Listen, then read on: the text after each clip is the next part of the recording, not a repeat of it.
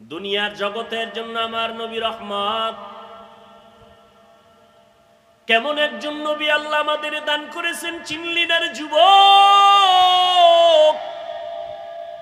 যদি আমার নবীর একবার চিনতি, নেতার জন্য জীবন দাও, নেত্রীর জন্য জীবন দাও, দলের জন্য জীবন দাও, আমার নবীরে যদি একবার চিনতি, এই জমিনে কল্লা দিয়া দিতি, কোনো বেঈমান আমার নবীর বিরুদ্ধে কথা বলতে পারত না।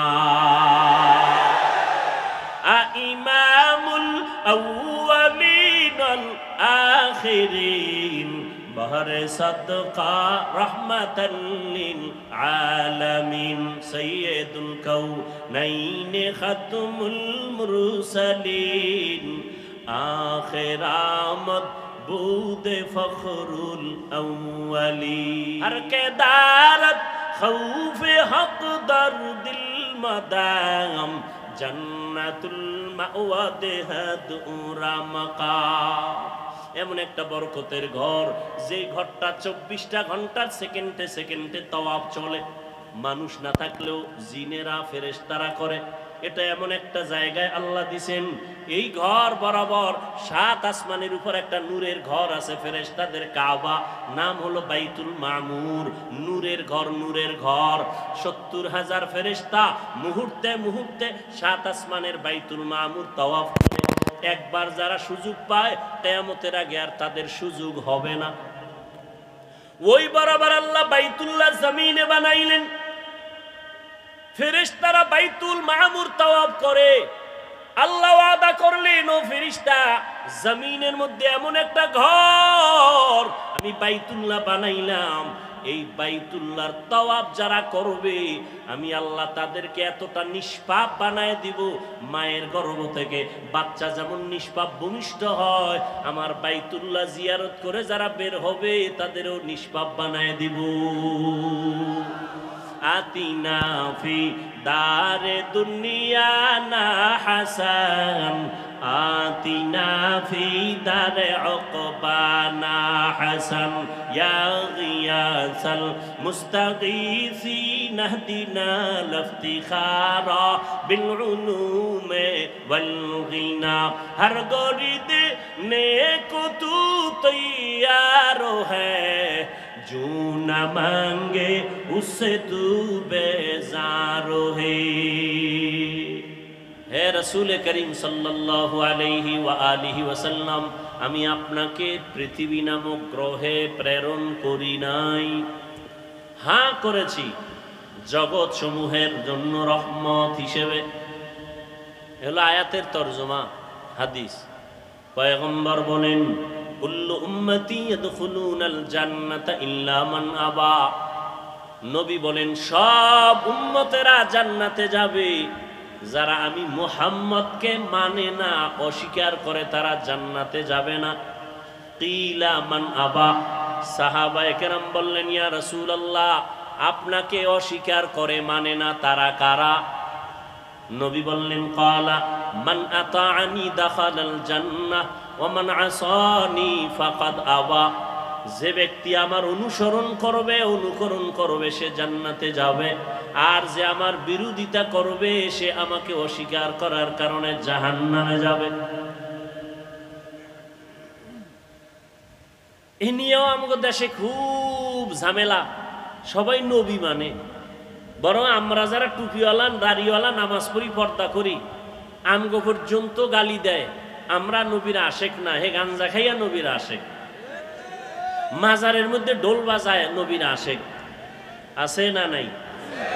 গায়রুল্লাহকে সেজদা দেয় নবীর আশেক। আমরা পীর আউলিয়ার পক্ষের মানুষ।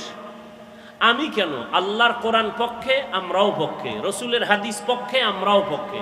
আল্লাহর কোরআন রসুলের হাদিস যাদের পক্ষে নাই, আমরাও তাদের পক্ষে নাই। আল্লাহ পাকের সত্য কোরআন, রসুলের সত্য হাদিস, ওলি আউলিয়ার পক্ষে, আমরাও তাদের পক্ষে। আল্লাহ পাকের সম্মেলন, এই প্রোগ্রামের বরকতে আমার দেশ, আমার জাতিকে জুলুম থেকে চূড়ান্তভাবে হেফাজত করুন, আমিন। বিশেষ করে এই কুষ্টিয়ার বৃহত্তর অঞ্চল আল্লাহ পাক রব্বুল আলামিন দ্বীনের জন্য কবুল করেন। আমিন। যারা এই উন্মুক্ত পরিবেশে দ্বীনের কথা বলার পরিবেশ তৈরি করার ক্ষেত্রে সার্বিক সহযোগিতা করেছেন, করতে গিয়ে আমার ছাত্র দুনিয়ার থেকে বিদায় হয়ে গেছেন, আল্লাহ পাক তাদেরকে জান্নাতুল ফেরদাউস দান করেন। শহীদদের মাগফিরাত কামনায় আজকের এই আয়োজন।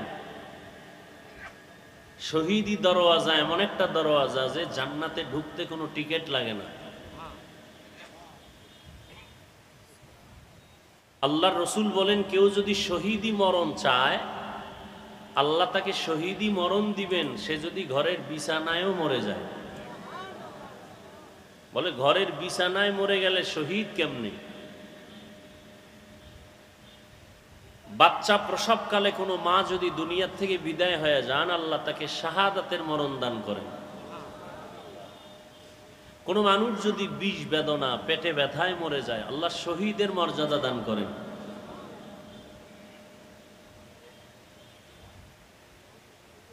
বেঈমানদের মোকাবেলা করতে গিয়ে, জালেমদের জুলুমকে প্রতিরোধ করতে গিয়ে ময়দানে মোকাবেলা করেছেন,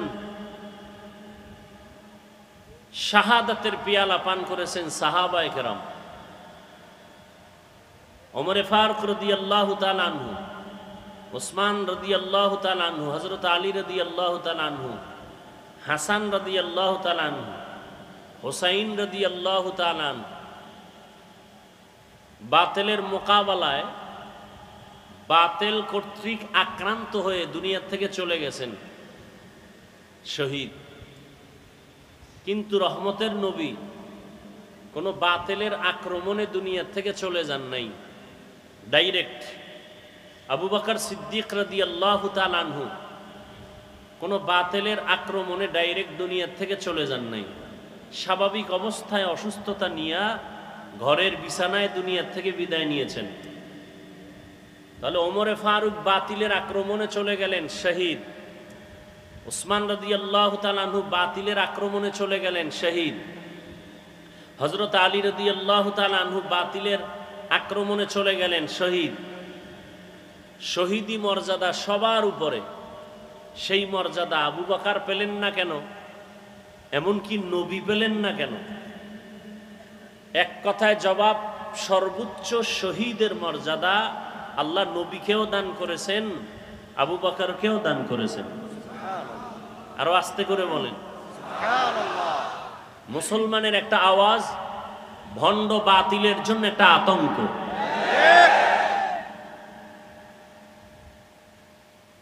সমস্ত দুনিয়ার বিধর্মীরা মুসলমানের আওয়াজটাকে বেশি ভয় পায়। মুসলমানের টাকা লাগে না, বাড়ি লাগে না, কিচ্ছু লাগে না, ইমানের আওয়াজ। আওয়াজটা হতে হবে ইমানের, আওয়াজটা হতে হবে ইমানের। ওই সেদিন এক জায়গায় বলেছিলাম, কেউ জোরে আওয়াজ দেয় বেশি খাইয়া, পেটে ব্যথা শুরু হয়েছে চিল্লায়। আবার কেউ চিৎকার দেয় 17 বছর না খাইয়া। আছে না নাই? কেউ খাইয়াও চিল্লায়, কেউ না খায় চিল্লায়। মুসলমানের খাওয়া নাই, না খাওয়া নাই, মুসলমানের চিল্লানি হবে ইমানের চিল্লানি। আর একটা কথা আপনাদের মনে তো থাকবেই, বরং এই যে বিলবোর্ড করে লিখে রাখা উচিত রাস্তার মোড়ে মোড়ে,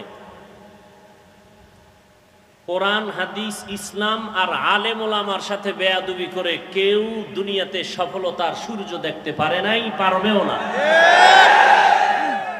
এ কথাটা যদি কেউ উল্টো দিকে নেয়, তার কপাল পুড়ে যাবে মরার আগেই।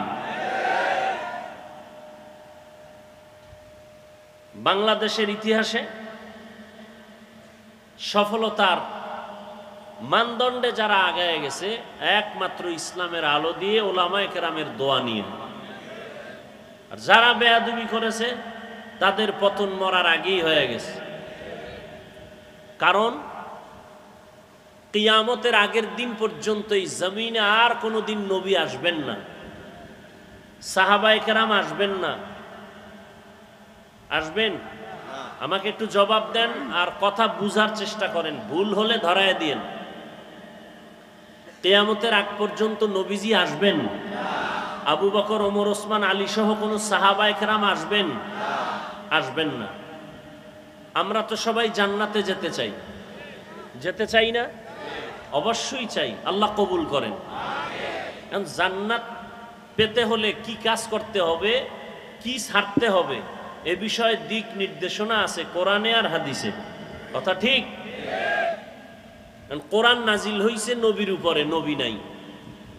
নবী সাহাবায়ে কেরামদের শিখাইছেন, তারাও নাই। এখন আপনি কোরআন পড়ে পড়ে সঠিক পথে যাবেন, ভালোটাকে গ্রহণ করবেন, খারাপটাকে আপনি বর্জন করবেন। আফসুস, হাজার আফসুস, আপনার আব্বাও কোরআন বুঝে না, আপনিও কোরআনের আরবি বুঝেন না, হাদিসেরও আরবি বুঝেন না। আপনি জান্নাতের পথ চিনবেন কি করে আর চলবেন কি করে? কথা বুঝাইতে পারলাম? এখন কি করার? নবীও আসবেন না, কোরআন বুঝাবার জন্য আবু বকর, ওমর, ওসমান, আলী আসবেন না, কোরআন বুঝাবার জন্য এ জমিনে কিয়ামতের আগে মুজাদ্দেদে আলফে সানি আর আসবেন না, ইমাম বুখারী আর আসবেন না, ইমাম মুসলিম আসবেন না, ইমাম তিরমিজি আসবেন না। তাহলে এই জাতি যারা কোরআন বুঝে না, পড়তে পারে না, আরবি বুঝবে দূরের কথা, কোরআনের আরবি পড়তে পারে না, হাদিসের আরবি পড়তে পারে না, এরা কিভাবে জান্নাতের পথ পাবে? কিয়ামত পর্যন্ত এর স্থায়ী সমাধান হলো এই গোটা দুনিয়ার উম্মত জান্নাতের পথ খুঁজে পাবে কোরআন সুন্নাহর আলোকে, একমাত্র, শুধুমাত্র, কেবলমাত্র উলামায়ে আহলে হকের মাধ্যমে। অতএব যারা উলামায়ে কেরামদেরকে অ্যাবাউট করে চলবে, তারা খাসারাত দুনিয়া ওয়াল আখিরা, দুনিয়াও বরবাদ, আখিরাতও বরবাদ। উম্মতের রাহবর উলামায়ে কেরাম। উম্মত যখন নবীদের সাথে বেয়াদবি করত, তখন পতন চলে আসতো। নবীদের স্থলাভিষিক্ত সাহাবায়ে কেরাম, এদের পরে ক্রমান্বয়ে আসছে উলামায়ে কেরাম। এই উলামায়ে কেরামদের দাম কত? আল্লাহ নিজে কোরআন শরীফে বলেছেন, রসুল হাদিসে বলেছেন। উলামায়ে কেরাম কারা? ইন্নামা ইয়াখশাল্লাহা মিন ইবাদিহিল উলামা। আল্লাহ বলেন, নিশ্চয়ই আমার বান্দাদের ভেতরে যারা আলেম, উলামা, তারা আমাকে বেশি ভয় করবেন। কাকে? আল্লাহকে ভয় করবেন। বান্দাদের ভেতরে যারা উলামা, এক বচনে আলেম, বহু বচনে উলামা। ভয় করার মানে কি? আমিও আল্লাহকে ভয় করি, আপনিও আল্লাহকে ভয় করেন। সবাইকে জিজ্ঞেস করলে বলে আমরা সবাই আল্লাহকে ভয় করি। আসলে ভয়ের মানে কি? অথচ বিড়িও টানেন, গাঞ্জাও খান, মানুষও হত্যা করেন, মানুষের বাড়িঘরে আগুন জ্বালান। তাহলে আসলে আল্লাহর ভয়ের মানে কি? এখানে এত মানুষ, কুষ্টিয়ার ইতিহাস, মানুষ বলবে লক্ষ লক্ষ মানুষ, বিশাল আয়োজন, কিন্তু এমনও আশেকে রসুল এখানে আছে, আজকে ফজরের নামাজ পড়ে নাই, জহুর পড়ে নাই, আসর পড়ে নাই। সত্য কথাটা স্বীকার করেন, মানেন আর না মানেন। মাগরিবও এমন মানুষ এখানে নাই, এশার নামাজও। এরপরও চাপাবাজি করে, নামাজ না পড়লেও দিল পরিষ্কার। এরকম চাপাবাজ আছে না নাই? আল্লাহ হেদায়াত দান করুন। এরাও বলে আমরা আল্লাহকে ভয় করি, আমিও বলি আল্লাহকে ভয় করি। আসলে আল্লাহকে ভয় করার ব্যাখ্যাটা কি? সবাই আল্লাহকে ভয় করে, হাকিকতে ভয় করার মানে কি? আল্লাহকে আসলে যারা ভয় করবে, তার মূল হাকিকত হলো আল্লাহর অবাধ্য হবে না, আল্লাহ যা নিষেধ করছেন তা গ্রহণ করবে না। আরো সহজ ভাষায়, আল্লাহর বিরুদ্ধে গিয়ে কোনো অন্যায় করবে না, অত্যাচার করবে না, গুনাহ করবে না। এজন্য নবী বলেন, ক্বালান নবী সাল্লাল্লাহু আলাইহি ওয়া আলিহি ওয়াসাল্লাম, ইত্তাকিল মাহারিম তাকুন আ'বাদান নাস। ও দুনিয়ার উম্মত, আল্লাহর নিষিদ্ধ কাজ থেকে তুমি নিজেকে বাঁচাও, আল্লাহর কাছে তোমার মর্যাদা বেড়ে যাবে। সাহাবায়ে কেরাম এই কথা শুনিয়া এতটাই নিজেকে কন্ট্রোল করেছেন, ওমরে ফারুক মুখের ভেতরে একটা পাথরের টুকরা রাখতেন, অযথা যেন একটা কথা বের না হয়, কারণ অযথা কথা বললে আল্লাহর কাছে জবাব দিতে হবে। কথারও বাজেট আছে, আমি হায়াত কতদিন পাবো, কয়টা কথা বলবো তার বাজেট আছে। হায়াতের বাজেট বাকি, কথার বাজেট শেষ। মরার আগে দেখবেন বোবা হয়ে গেছে, কারণ হায়াতের বাজেট এখনো বাকি আছে, কথার বাজেট নাই, বেশি কথা বলে শেষ। এ যুবক, সারা রাত মোবাইলের মাধ্যমে এত কথা বলো, চিন্তা করছনি বাজেট আছে কত? এমন যেন না হয় মরার আগে হায়াত বাকি থাকবে, জবানের কথার বাজেট থাকবে না, বোবা হয়ে কাটাতে হবে বিছানায়। আল্লাহ বাজেট দিয়ে দিছেন, হিসাব কইরা কথা কইও, মিস কল পাইলেই ব্যাক কইরো না। আল্লাহ সব ভাইকে হেদায়েত দান করুন। আল্লাহ পাক এই মাহফিলের বরকতে পুরা কুষ্টিয়ার এই জমিনকে দ্বীনের দুর্গ হিসাবে কবুল করেন। আল্লাহ পাক অত্র অঞ্চলের সমস্ত মানুষকে শান্তির জীবন দান করুন। কবরস্থ যারা আল্লাহ সবাইকে জান্নাত দান করুন। পরস্পরে মোহাব্বত আল্লাহ বাড়ায়া দেন। আপনাদের সব থেকে বেশি পরিচিত কোরআন শরীফ থেকে একটা আয়াত আমি পড়েছি, রসুলের একটা হাদিস পড়েছি। আপনারা যদি বসেন, ধৈর্য ধারণ করেন আর দিল খুলে দোয়া করেন, তো আয়াত এবং হাদিসের আলোকে কিছু কথা আমি পেশ করব, ইনশাআল্লাহ। আল্লাহ কবুল করেন। আল্লাহ কবুল না করলে হবে? অনেকেই কিন্তু জানে এখানে প্রোগ্রাম আসার নিয়ত করেছিল, আসতে পারে নাই।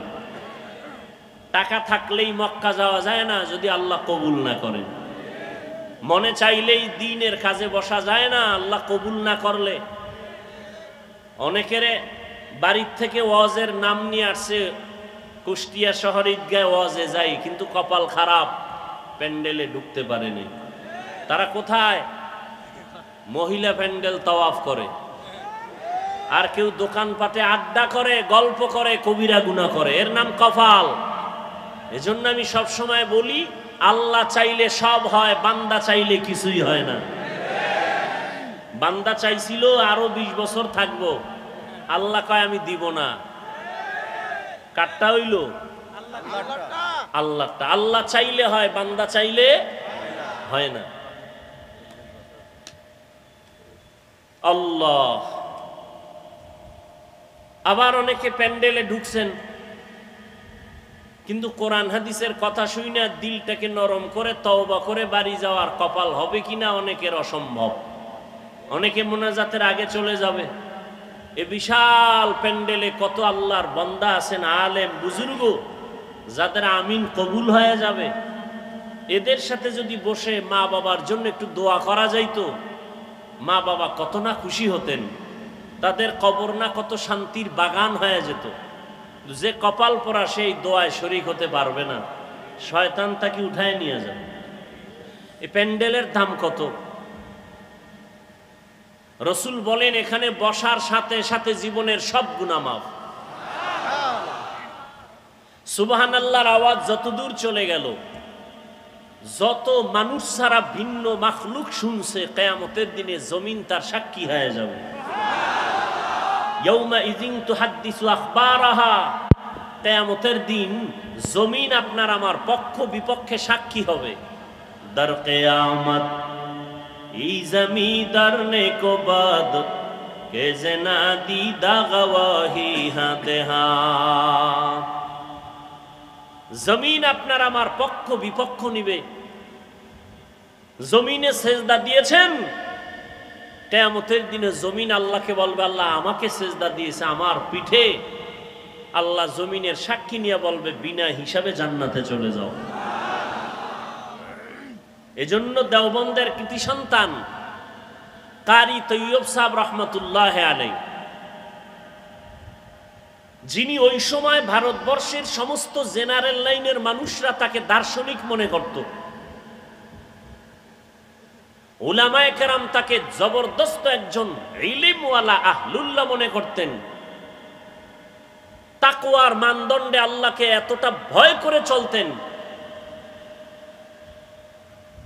ওই সময়ে তাকে বাইতুল্লাহ হজে নেওয়ার প্রস্তাব দেয়া হলো। তিনি বললেন, হজে যেতে পারি, শর্ত দুইটা, আমার উপরে হজ ফরজ না, অতএব আপনারা যদি নিতে চান দুই শর্ত আমার। এক, আমার কোনো ছবি তোলা যাবে না, আমি ছবি তুলব না। বিনা কারণে ছবি তোলা স্পষ্ট কবিরা গুনাহ, হারাম। সরকার যদি বলে লাগবে, শরীয়তের কোনো বিধানের কারণে যদি বলে ছবির প্রয়োজন, হালাল, এমনি একটা ছবি তুললাম, কবিরা গুনাহ, হারাম। আর শর্ত কি? আমি ভারত থেকে বাইতুল্লাহ যাব, আমার নামাজ যা হবে সেজদা আমাকে জমিনে দাওয়াতে হবে, আমি শূন্যের উপরে সেজদা দিব না, আমি মাটিতে সেজদা দিব। বলে এটা কেমনে সম্ভব? একটু আগে তাবিজ দিছি না, তাবিজ বান্দা চাইলে হয় না, আল্লাহ চাইলে হয়। তবে বান্দা চাইলেও হয় যদি বান্দার চাওয়াটা আল্লাহর কুদরতি চাওয়ার মর্জি মতো হয়। এভাবে সম্ভব না। ছবিও তোলা যাবে না, বিমানে যাবেন, নামাজের রক্ত বাজলে কি করার শিডিউল কিভাবে করা যায়? আমার হজ ফরজ না, আর আমি যাওয়ার জন্য এত আশেক না, আল্লাহ নিলে যাব, কিন্তু আল্লাহর রাজি খুশি অনুযায়ী যাব, উল্টাপাল্টা নয়। কিছুদিন পরে প্রস্তাব আসলো, আপনার জন্য ছবি লাগবে না, যেহেতু আপনি পরিচিত ব্যক্তি, আপনাকে সবাই চিনে। নাম্বার 2, বিমানের শিডিউল এমন ভাবে করা হয়েছে, ফজরের নামাজের পরে আপনি আলাদাভাবে বিমানে যাবেন, জোহরের আগে বাইতুল্লাহ পৌঁছায় দেয়া হবে। আর কে দারাত খৌফে হকদার দিল মাদাম, জান্নাতুল মাওয়া দেহাদ উরা মাকাম, জুজবা হকচি জে মখা আজ ইনসো জা, ফজলে উআ মস্তে দর জুমলা জাহা।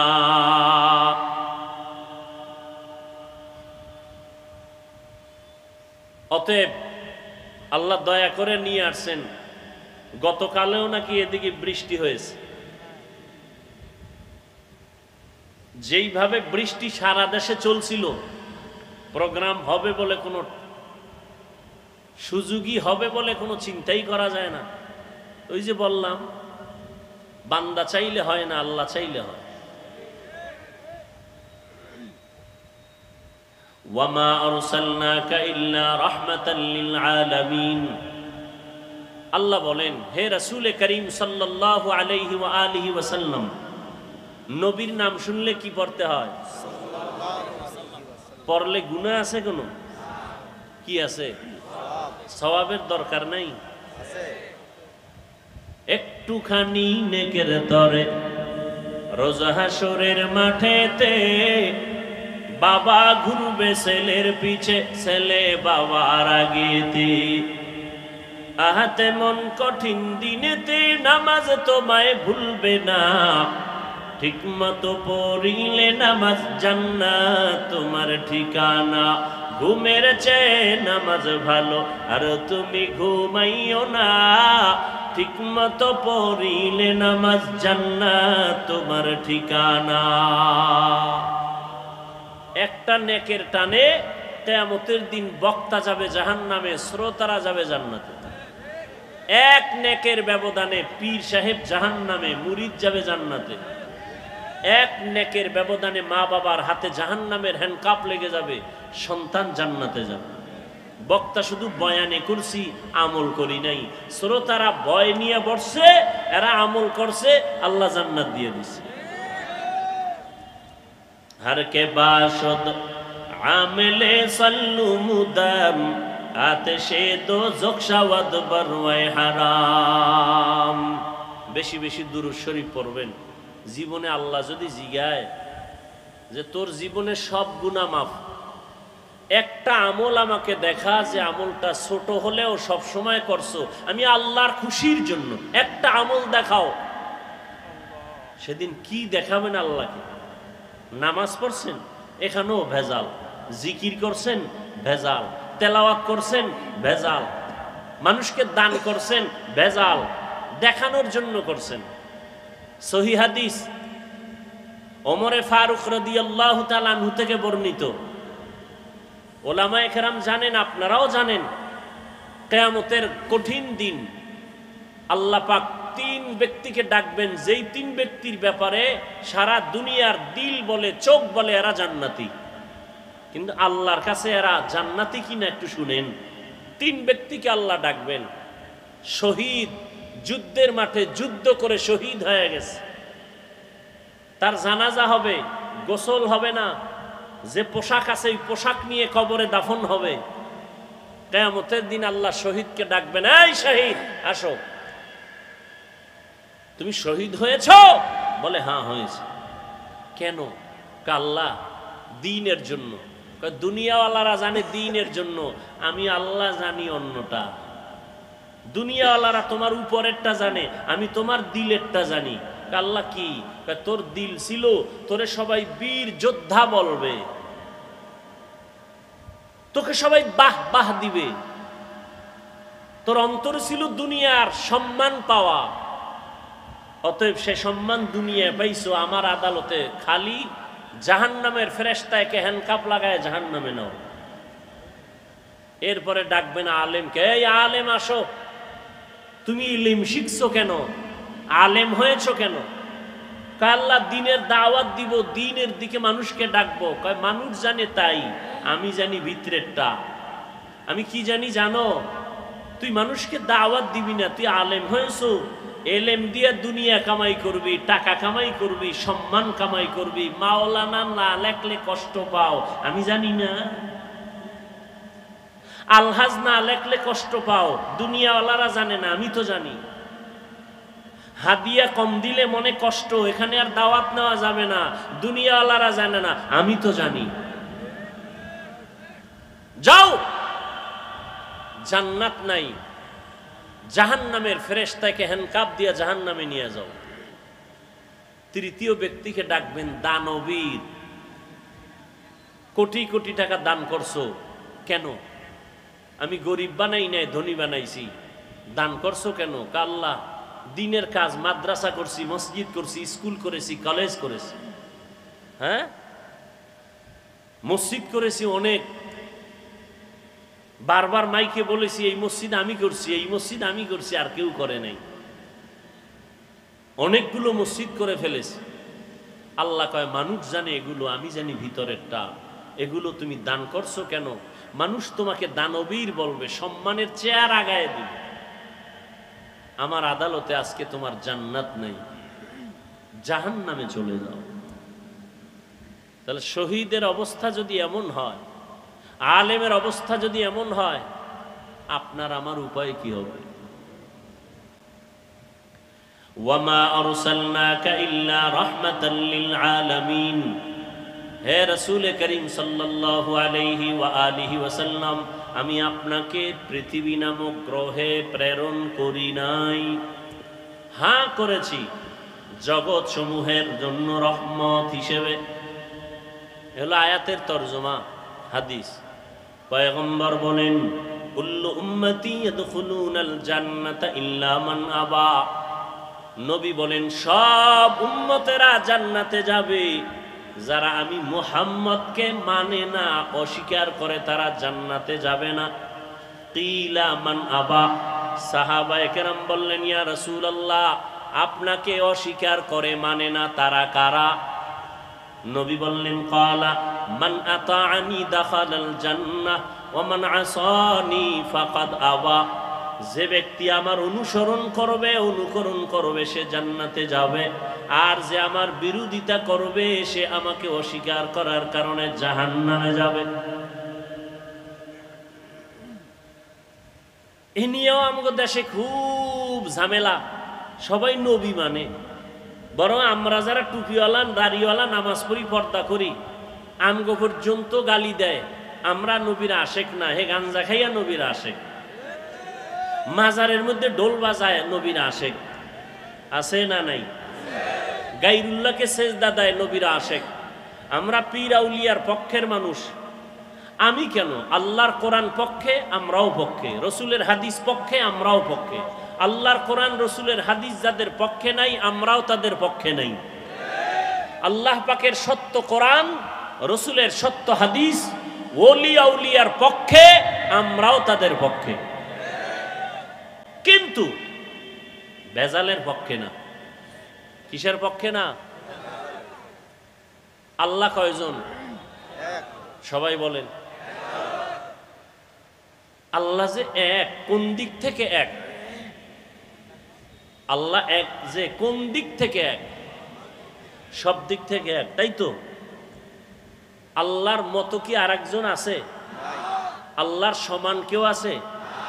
আল্লাহর সহযোগী কেউ আছে? নাই। তা আল্লাহ কেমন এক, যার কোনো সমতুল্য নাই। কেউ যদি মনে করে আছে, এর নাম শিরিক, এর নাম। আল্লাহ যা এককভাবে পাবেন, এই পাওনাটা আর একজনকে দেওয়ার নাম শিরিক। মানুষের জীবনের ইবাদত পাবেন কে? সেজদা পাবেন কে? এটা আর এক জায়গায় দেওয়ার নাম শিরিক।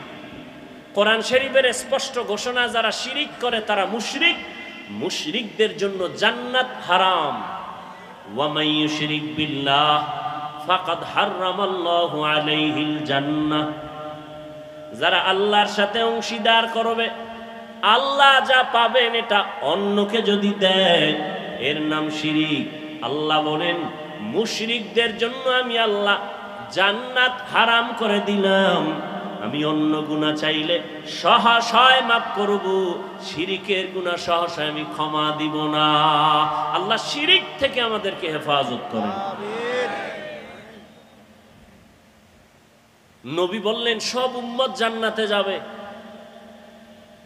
কিন্তু আমি মুহাম্মদকে যারা মানে না তারা যাবে না। সাহাবায়ে কেরাম জানতে চাইলেন, হে আল্লাহর রাসূল, আপনাকে মানে না কারা?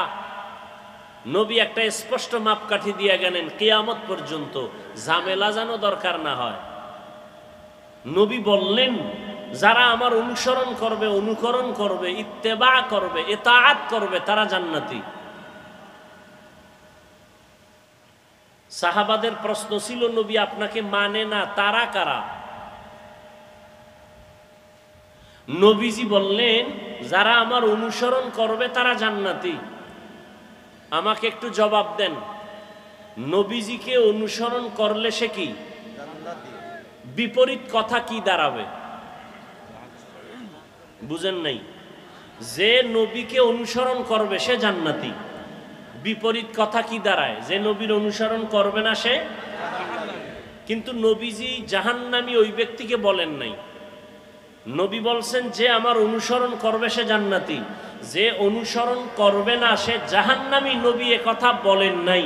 নবী কি বলছেন? নবী বলছেন, যারা আমার বিরোধিতা করবে তারা জাহান্নামী। এখান থেকে একটা সুন্দর কথা আজীবনের জন্য মনে রাখবেন, লিখে রাখবেন। নবীকে যারা মানে না বা নবীর আদর্শ মতো চলে না, তারা দুই দল। নবীজির আদর্শ মেনে চলে না যারা, তারা কয় দল? এক দল আগ্রহী আর এক দল বিদ্রোহী, এক দল দরদি আর এক দল বিরোধী। যেমন কথার কথা, আমি ডান দিক থেকে একটা যুবকরে জিজ্ঞাসা করলাম, এই যুবক ভাই, আপনি নবীর আদর্শে টুপি পরেন না কেন, দাড়ি রাখেন না কেন? যুবক জবাব দিল, হুজুর দাড়ি রাখা দরকার, নবীর আদর্শ, চেষ্টা করতেছি, পারি না, একটু দোয়া করবেন। আমাকে বলেন তো, এই যুবকটা কি বিরোধী না দরদি? দরদি। বাম দিক থেকে একটা যুবকরে জিজ্ঞাসা করলাম, এই যুবক, নবীর আদর্শে নামাজ পড়ো না কেন, দাড়ি রাখো না কেন? খেয়াল করতেছেন তো? যুবক আমার কথাটা শেষ না হতেই আমাকে পাল্টা আওয়াজ দিল, দাড়ি না রাখলে অসুবিধা কি আছে? না নাই? নামাজ না পড়লে অসুবিধা কি? যদি আরেকটু চালাক হয় সে বলবে দাড়ির মধ্যেই কি ইসলাম, পোশাকের মধ্যে কি ইসলাম? আপনারা জবাব দেন, এই যুবকের কথায় কি মনে হয়, রসুলের দরদি না বিরোধী, আগ্রহী না বিদ্রোহী? রসুলের আদর্শর বেলায় বিদ্রোহীর আরেক নাম বেঈমান। বিদ্রোহীর আরেক নাম কি? এখান থেকে কুষ্টিয়ার মানুষ আজীবন মনে রাখবেন, একটা লোক দাড়ি রাখে না তাকে গালি দেওয়া, মনে ভালো করে মুখস্থ করেন, এক যুবক দাড়ি রাখে না তাকে গালি দেওয়া, আর একজন দাড়ি পছন্দ করে না তাকে ছাড় দেওয়া যাবে না। বিদ্রোহী মুমিন, বিদ্রোহী বেঈমান।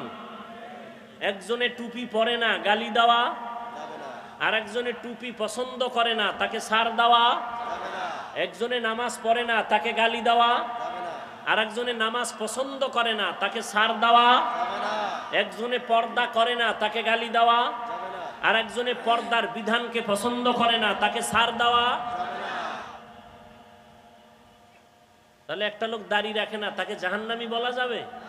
আগে বুঝতে হবে সে কি আগ্রহী না বিদ্রোহী। বুঝেন না কথা? অতএব একটা বেনামাজিকে দেখলে হিংসা করা যাবে না, গালি দেওয়া যাবে না, কাছে যেতে হবে, বুকে লাগাইতে হবে। এরপরে যদি বোঝা যায় যে আগ্রহ নাই, বিদ্রোহ, তখন সিদ্ধান্ত পাল্টাইতে হবে, এর আগে না। আমি 5 ওয়াক্ত নামাজ পড়ি, বেনামাজির দেখলে সি সি করে তাড়ায় দেওয়ার নাম, এটা কামিয়াবি না, সফলতা না। পাপকে ঘৃণা করো, পাপীকে, তার মানে কি? একটা লোক অন্যায় করছে, অন্যায়টাকে ঘৃণা করে তাকে তাড়ায় দিও না, তাকে তুমি কাছে যাও, বুঝাও যে ভাই নামাজ পড়েন, পর্দা করেন, হালাল মতো চলেন, অন্যায়টা দূর করার ব্যবস্থা করো। রোগকে ঘৃণা করো, রোগীকে না। হাদিসের উপরেই আজকের এই সবকটা আমরা মনে রাখবো। নবীজি বলছেন যে আমার অনুসরণ করে জান্নাতে যাবে, যে করে না সে জাহান্নামে যাবে বলেন নাই। জাহান্নামে কে যাবে? নবী বলছেন যে বিরোধিতা করে, যে নবীর আদর্শের বিরোধিতা করে সে জাহান্নামে যাবে। এবার আসেন আয়াতের উপরে, পরিচিত একটি আয়াত, ওয়ামা আরসালনাকা ইল্লা রাহমাতাল লিল আলামিন।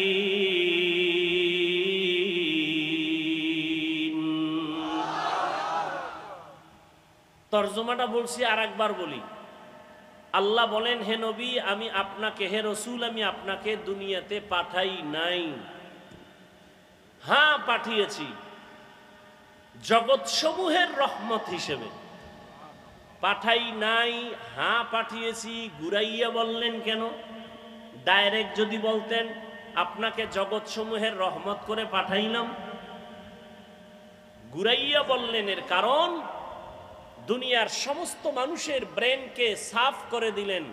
মোহাম্মদ দুনিয়াতে ভিন্ন কোনো কারণে পাঠানো হয় নাই, একটাই মাত্র কারণ, জগৎ সমূহের জন্য তিনি রহমত। তিনি রহমত, পুরাটাই রহমত, তার মধ্যে রহমতের বাইরে কিচ্ছু নাই। এটা বুঝাবার জন্য এখানে অনেকে তর্জমা করেন রহমতের নবী উভয় জগতের জন্য রহমত। আমি তর্জমা করেছি জগৎ সমূহের জন্য রহমত। উভয় জগৎ বলতে বুঝায় দুনিয়ার জগৎ, পরকাল জগৎ। কিন্তু জগৎ তো দুইটা না, আরো আছে। রুহের একটা জগৎ আলাদা, মায়ের গর্ভের একটা জগৎ আলাদা, দুনিয়া নামক জগৎ একটা আলাদা, মৃত্যুর পরে কবরের জগৎ আলমে বারজাখ আলাদা, হাসরের ময়দানের জগৎ আবার আলাদা, জান্নাত আর জাহান্নামের একটা জগৎ হবে আলাদা। তাহলে একটা হইল না অনেক? জগৎ সমূহের জন্য নবী রহমত, রুহের জগতের জন্য নবী রহমত, মায়ের গর্ভের জগতের জন্য নবী রহমত, দুনিয়ার জগতের জন্য নবী রহমত, কবর জগতের জন্য নবী রহমত, হাসরের ময়দানে আমার নবী রহমত, জান্নাতের জগতে আমার নবী রহমত, জাহান্নামের ভেতরেও আমার নবী রহমত। একজনে প্রশ্ন করবে মনে মনে, সামনে তো আর আসবে না, পেছনে পেছনে বলবে নবী জান্নাতের জন্য রহমত বুঝলাম, জাহান্নামের জন্য রহমত, এটা আবার কোন কথা? এজন্যই তো ভাইজান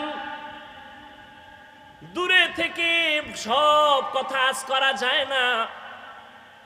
কুষ্টিয়ার বাজারে আসছো, পেছন দিক থেকে একজনকে দেখা কাও চাচা মিয়া দাঁড়াও মনে করছো তোমার বাড়ির চাচা। চাচায় যখন উল্টা দিকে চেহারাটা ঘুরাই দিয়ে কয় ও আপনাকে বলি নেই, কয় দূরের থেকে ধারণা করিও না, কাছে যাও। এই দুনিয়াতে নবী আসবেন না, সাহাবায়ে কেরাম আসবেন না, উলামায়ে কেরামি উম্মতের রাহবার ওয়ারাসাতুল আম্বিয়া। উলামায়ে কেরাম আল্লাহকে ভয় করবেন, ভয় করার মানে গুনাহ থেকে নিজেকে বাঁচায় রাখবেন। সাধারণ মানুষ শয়তানের ধোকায় পড়ে বাম হাতে পানি পান করবে, কিন্তু কোনো আলেম বাম হাতে পানি পান করবে না। সাধারণ মানুষ শয়তানের ধোকায় পড়ে টুপি ছাড়া চলবে, দাড়ি কাটবে, কিন্তু যারা আলেম তারা কখনো টুপি ছাড়া চলবে না। হর কে দারত খৌফে হক দার দিল মাদাম জন্নতুল মাওয়া দেহাদ উরা মাকাম জুজবা হক চি জে মখাজ ইনসুজা ফজলে উআ মস্তে দর জুমলা জাহা। জগৎ সমূহের জন্য আপনার আমার নবী, রহমতের নবী আমার নবী, রূহের জগতের জন্য কিভাবে রহমত, ভিন্ন আলোচনা। মায়ের গর্ভের জগতের জন্য নবী কেমন রহমত, ভিন্ন আলোচনা। দুনিয়ার জগতের জন্য নবী কেমন রহমত, ভিন্ন আলোচনা। হাসরের ময়দানের জন্য নবী কেমন রহমত, ভিন্ন আলোচনা। জান্নাতের জগতে নবী কেমন রহমত, ভিন্ন আলোচনা। জাহান্নামের জগতের জন্য নবী রহমত কেমন, ভিন্ন আলোচনা। আপনাদের ধৈর্য হবে না, সময়ও কুলাবে না। এজন্য আমি শুধুমাত্র রূহের জগৎ নিয়ে কথা বলবো না, শুধু দুনিয়ার জগৎটা নিয়ে কিছু কথা বলে বিদায় নিব। আল্লাহ যদি তৌফিক দেন, বয়ান বক্তা সাহেব যত বড় যোগ্যতা সম্পূর্ণ বড় বক্তা হোক না কেন, অনেক এলেম আছে, অনেক ডিগ্রি আছে, কিন্তু বয়ান ভালো হওয়া, বয়ান ভালো না হওয়া এটা বক্তার কোনো বাহাদুরি না, এটা শ্রোতাদের মহব্বত আর দিলের আকর্ষণ। এই পয়েন্টটাও লিখে রাখেন আজীবন। কিছু মার্কা মারা পয়েন্ট বলবো, এটি লিখে রাখবেন।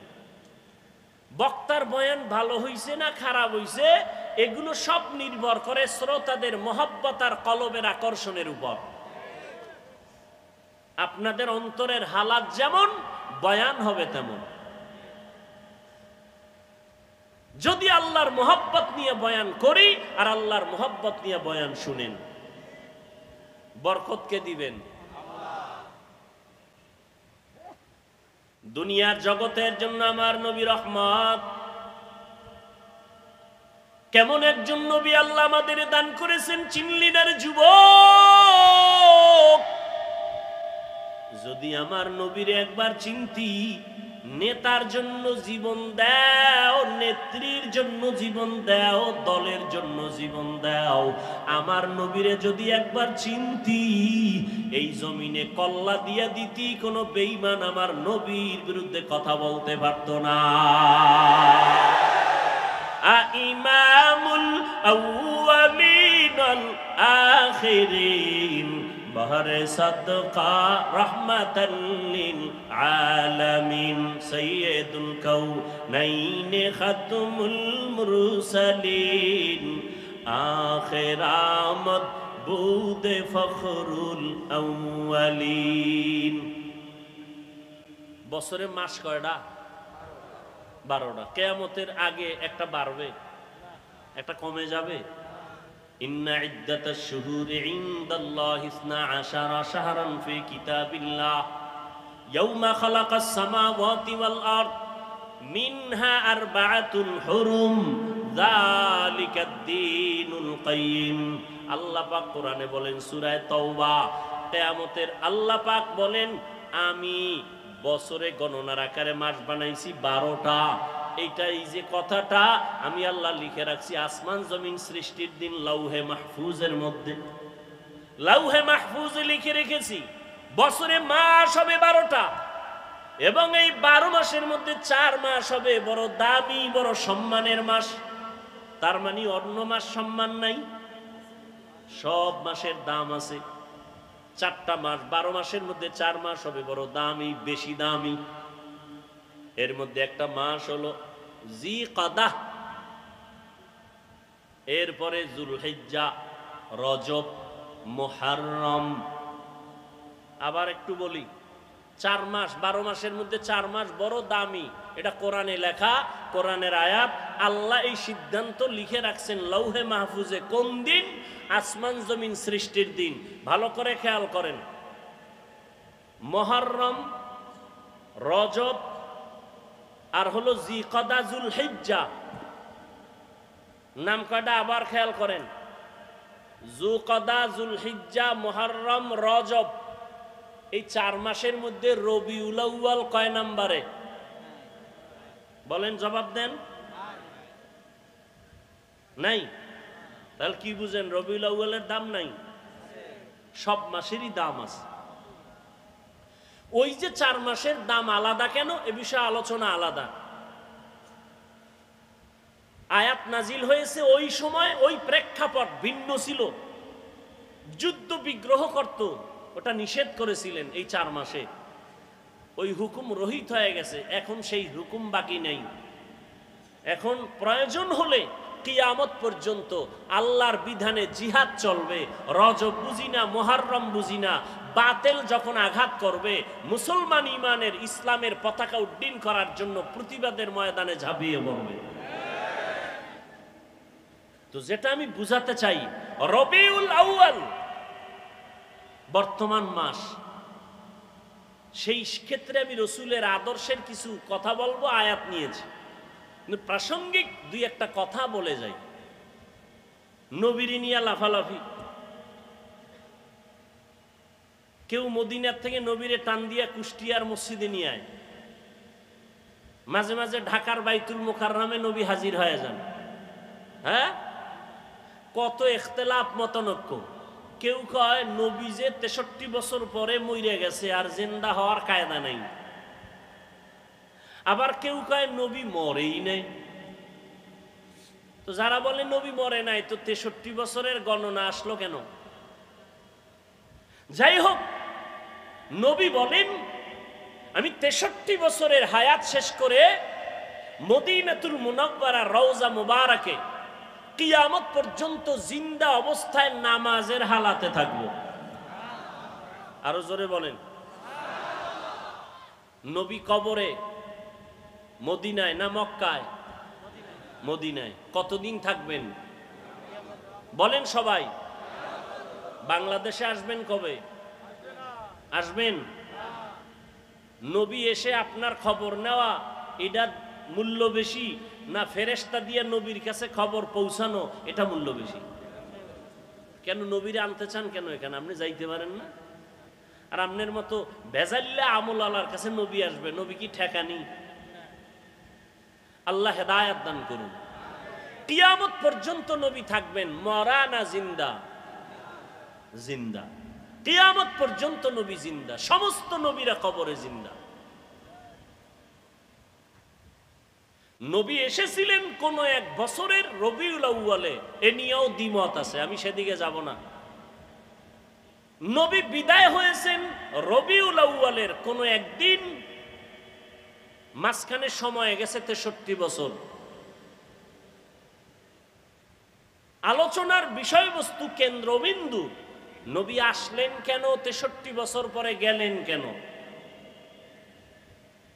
আসলেন কেন আর গেলেন বা কেন? এর থেকে উম্মতের কি করণীয়, কি বর্জনীয়? নবীর আশাটাকে আরবিতে বলে মিলাদুন নবী, বিদায় হয়ে যাওয়াটাকে আরবিতে বলে ওয়াফাতুন নবী। আর আমরা যে নবীর হাদিস বয়ান শুনাইতেছি এটাকে বলে দাওয়াতুন নবী। আর টোটাল 63 বছরকে বলে সিরাতুন নবী। 4টা শব্দ বললাম, মিলাদুন নবী, ওয়াফাতুন নবী, দাওয়াতুন নবী, সিরাতুন নবী। বিশ্লেষণে যাব না, আমি সাধারণ মানুষকে সহজে যাতে বুঝতে পারে ওই চিন্তা করে সব সময় বয়ান করি। শিক্ষিতদেরকে বয়ান করেন না, বহু শিক্ষিত বক্তা আছে, বহু এলেমওয়ালা আছে, আমার এলেম নাই, আমল নাই। সাধারণ মানুষ যেন অল্পতে একটু দিনের দিকে আসে, আল্লাহর দিকে আসে, সুন্নতওয়ালা হয়, আমি ওই ধান্দায় বয়ান করি। পেশগোছের কথা কম বলি, খুব খেয়াল করবেন। মিলাদুন নবী, ওয়াফাতুন নবী, সিরাতুন নবী, দাওয়াতুন নবী, এই 4টা শব্দ একমাত্র শুধুমাত্র কেবলমাত্র আমার আপনার নবী রহমতুল্লিল আলামিনের শানের শব্দ। এই 4টা শব্দ মুসা নবীর বেলায় ব্যবহার হয় নাই, এই 4টা শব্দ ঈসা নবীর বেলায় ব্যবহার হয় নাই। প্রয়োগ হয়েছে কিন্তু ব্যবহার সব সার্বজনীন নয়। এই 4টা শব্দ আমার নবীর শানের শব্দ। এই 4টা শব্দকে যারা ছোট চোখে দেখবে সে রসুলকেই ছোট করলো। কথা বুঝাইতে পারছি? নবীজির জন্ম মোবারক আমরা মানি না? মানি না। নবীজির ইন্তেকাল আমরা মানি না? মানি না। তাহলে আমরা মিলাদুন নবীও মানি, ওয়াফাতুন নবীও মানি। নবীজির আদর্শ আমরা মানি না? মানি না। তাহলে আমরা নবীর সিরাতুন নবীও মানি, দাওয়াতুন নবীও মানি। অতএব এ নিয়ে আমাদের মধ্যে দূরত্ব সৃষ্টি করার কোনো সুযোগ নাই। এরপরে নিয়ে বহু আলোচনা আছে, ওদিকে আমি যাব না। আমি মূল আমাদের নবী শ্রেষ্ঠ, এতে কোনো সন্দেহ নাই। সর্বসম্মতিক্রমে আমার নবী শ্রেষ্ঠ, আমরা এটা অন্তর দিয়ে বিশ্বাস করি, এটা আমাদের ঈমান, এটা আমাদের আকীদা। নবীরে কি দিয়া বানাইছেন ওই ধান্দায় পইরা সময় নষ্ট না কইরা 100 বার দুরূদ শরীফ পড়ি, সওয়াব হবে। কি এই তর্ক বিতর্ক না কইরা আমল করি। কখন মরণ হয়ে যাবে বলা যায় না। চোখের সামনে দেখতে না দেখতে কত আপনজন চলে গেল, চোখের সামনে কত যুবক চলে গেল।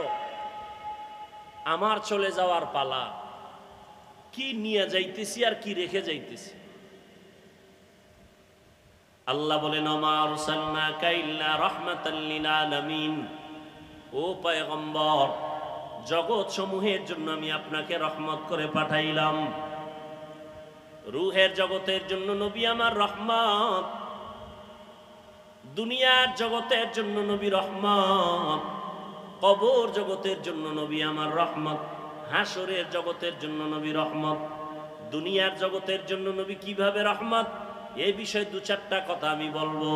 রহমতের নবী এমন এক সময় জমিনের মধ্যে পদার্পণ করলেন মক্কা নগরীতে, আরব দেশের ভেতরে, যেই সময় মক্কার মানুষের মতো চরিত্রহীন লম্পট জমিনের মধ্যে আর কোথাও কোনো মানুষ ছিল না। মক্কার মানুষ বড় খারাপ মানুষ, এতটাই চরিত্রহীন। ভালো করে খেয়াল করেন, এতটাই চরিত্রহীন ওই মক্কার মানুষ, নারী আর পুরুষ উলঙ্গ হইয়া বাইতুল্লাহর চারপাশে তাওয়াফ করে। তারা কাপড় পরে যায় না, কারণ এই কাপড় দ্বারা ভিন্ন জায়গায় গিয়ে গুনাহ করছে। এই গুনাহযুক্ত কাপড় নিয়ে বাইতুল্লাহর কাছে যাবে না, এরা বাইতুল্লাহকে সম্মান করে। কিন্তু চরিত্র এতটাই দুর্বল, এরা নারীদের পছন্দ করে না। কন্যা ঘরে আসলে বাবা পর্যন্ত বেজার হয়ে যায়, বাবা লজ্জায় পড়ে ওই কন্যা সন্তানটাকে জ্যান্ত গলা টিপে হত্যা করে। এতটাই জালেম, এতটাই জুলুম চলতেছিল। জুলুমের সমাজ, এমন এক জায়গা চতুর্মুখী নাপাক আর নাপাক আর নাপাক। এই অবস্থায় এমন একজন রহমতের নবী মক্কা নগরীর মাঝে আল্লাহ পাঠাইছেন। রহমতের নবী আসছেন, আসা মাত্র জমিনের মধ্যে পরিবর্তনের হাওয়া শুরু হয়ে গেল। প্রশ্ন এখন জটিল, মক্কার মানুষ এত কেন খারাপ হলো, অন্য এলাকার মানুষ কেন খারাপ হলো না? সিরিয়ার মানুষ এত খারাপ কেন না, মক্কার মানুষ এত খারাপ কেন? অথচ এখানে তো লক্ষ লক্ষ নবী আসছেন, সব নবীরা বাইতুল্লাহ তাওয়াফ করছেন। আদম আলাইহিস সালাম ভারতের চরমদ্বীপ থেকে আল্লাহর ঘর জিয়ারতের জন্য 40 বার পায়ে হেঁটে গেছেন, হাইটা হাইটা গিয়া বাইতুল্লাহ জিয়ারত করেছেন আদম নবী। আদম আলাইহিস সালাম, নূহ আলাইহিস সালাম এই জমিনের মধ্যে কদম রেখেছেন। আমাদের আকীদা বিশ্বাস, যেখানে আযান হয়, কোরআন তেলাওয়াত হয়, যেখানে দ্বীনের কথা হয়, আলেম ওলামা আসে, ওই জায়গাটা বরকতপূর্ণ হয়, ঠিক নি? মক্কার জমিনের মধ্যে সব নবীরা আসছেন, বাইতুল্লাহ তওয়াফ করছেন, জায়গাটা বড় বরকতের জায়গা। এখানের মানুষ অন্য দিকের তুলনায় একটু কম খারাপ হবে, অথচ সিরিয়ার মানুষ এত খারাপ না, মক্কার মানুষ এত খারাপ। আবার এমন একটা জায়গা যেখানে আল্লাহ পৃথিবী নামক গ্রহ বানাইয়া প্রথম আল্লাহ একটা ঘর বানাইলেন, বাইতুল্লাহ।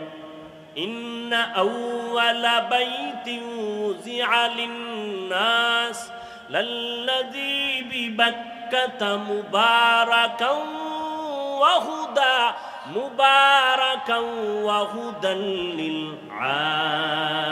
আলামিন। আল্লাহ বলেন আমি ঘর বানাইলাম, জমিন বানাই আর কিছু বানাই নাই, প্রথম পৃথিবীতে বানাইছে একটা ঘর। বাক্কা নগরীর ভেতরে ঘর, ও ঘর হলো বাইতুল্লাহ। এমন একটা ঘর যেই ঘরটার দিকে তাকাইলে সওয়াব, যেই ঘর এত বরকতের ঘর, হেদায়েতের জন্য দিলাম, জগৎ সমূহের হেদায়েত। এটা এমন একটা ঘর, নবী বলেন তুমি জিকির করো না, তেলাওয়াত করো না, নামাজ পড়ো না, তাওয়াফ করো না, শুধু আল্লাহর ঘরটার দিকে যদি তাকাইয়া বসে বসে শুধু তাকায়া থাকো, অনবরত আমল নামায় সওয়াব লেখা হবে। हर के दारत खौफे हक दर दिल मदाम जन्नतुल मावा देहद उरा मकाम। এমন একটা বরকতের ঘর, যে ঘরটা 24টা ঘন্টার সেকেন্ডে সেকেন্ডে তওয়াফ চলে, মানুষ না থাকলেও জিনেরা ফেরেশতারা করে। এটা এমন একটা জায়গায় আল্লাহ দিছেন, এই ঘর বরাবর 7 আসমানের উপর একটা নূরের ঘর আছে, ফেরেশতাদের কাবা, নাম হলো বাইতুল মামুর। নূরের ঘর, নূরের ঘর। 70,000 ফেরেশতা মুহূর্তে মুহূর্তে 7 আসমানের বাইতুল মামুর তাওয়াফ করে। একবার যারা সুযোগ পায়, কিয়ামতের আগে আর তাদের সুযোগ হবে না। ওই বরাবর আল্লাহ বাইতুল্লাহ জমিনে বানাইলেন, ফেরেশতারা বাইতুল মামুর তাওয়াফ করে। আল্লাহ ওয়াদা করলেন, ও ফেরেশতা, জমিনের মধ্যে এমন একটা ঘর আমি বাইতুল্লাহ বানাইলাম, এই বাইতুল্লাহর তাওয়াফ যারা করবে আমি আল্লাহ তাদেরকে এতটা নিষ্পাপ বানায় দিব, মায়ের গর্ভ থেকে বাচ্চা যেমন নিষ্পাপ ভূমিষ্ঠ হয়, আমার বাইতুল্লাহ জিয়ারত করে যারা বের হবে তাদেরও নিষ্পাপ বানায় দিব। আতিনা ফি দারে দুনিয়া না হাসান, আতিনা ফি দারে উকবানা হাসান, ইয়া গিয়াসাল মুস্তাগীসিন ইহদিনা লিফতিখারা বিল উলুমে ওয়াল গিনা। হর গরিদ নেকো তু তৈয়ার হ্যায়, जो न मांगे उससे तू बेजार है। খারাপ লাগে আপনাদের? আর একটু সামনে আগাবো। মা বাবার জন্য, দেশের জন্য, কবরওয়ালাদের জন্য একটু দোয়া করে যাবেন, এই মন মানসিকতা আছে না? ঘুমে ধরছে? আর বাঙালি কি ঘুমায়নি? তো মোবাইল যেদিন থেকে আসছে ওদিন থেকে ঘুম বিদায় হয়ে গেছে।